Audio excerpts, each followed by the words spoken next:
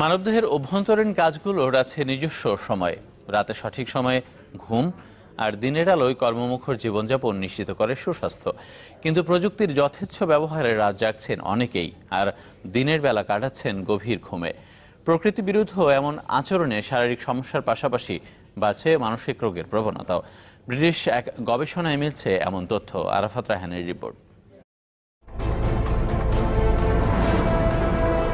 দিনে জেগে থাকা আর রাতে ঘুম, এই হচ্ছে মানবদেহের স্বাভাবিক ছন্দ।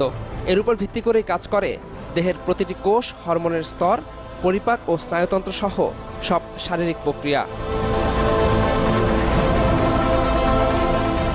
ঘড়ির কাঁটার সঙ্গে মানানসই মানবদেহের এই জৈবিক প্রক্রিয়াকে বলা হয় বডি ক্লক বা সার্কেডিয়ান রিদম। সহজ বাংলায় বললে দেহঘড়ি। বডি ক্লকের রহস্য উন্মোচনের জন্য 2017 সালে মেডিসিনে নোবেল পেয়েছিলেন 3 মার্কিন বিজ্ঞানী। এবার ব্রিটিশ বিজ্ঞানীরা বলছেন দেহঘড়ির উপর নির্ভর করে মানুষের মন মেজাজও। 91,000 মানুষের উপর জরিপ চালিয়েছেন স্কটল্যান্ডের গ্লাসগোর গবেষকরা। বলছেন যারা রাতে জেগে থাকে আর দিনে ঘুমায় তাদের ক্ষেত্রে বিঘ্ন হচ্ছে বডি ক্লকের স্বাভাবিক ছন্দ। গবেষকদের দাবি, এসব মানুষের মানসিক সমস্যায় আক্রান্ত হওয়ার সম্ভাবনা অন্যদের চেয়ে 10 ভাগ পর্যন্ত বেশি। বিষণ্ণতা, হঠাৎ ভীষণ রেগে যাওয়া, একাকিত্বে ভোগা, অসুখী মনোভাব ছাড়াও আরও অনেক মানসিক সমস্যার সঙ্গে সম্পর্ক আছে বডি ক্লকের ছন্দপতনের। গবেষকরা বলছেন অনেক সমাজেই মানুষের স্বাভাবিক জীবনচক্র বদলে যাচ্ছে।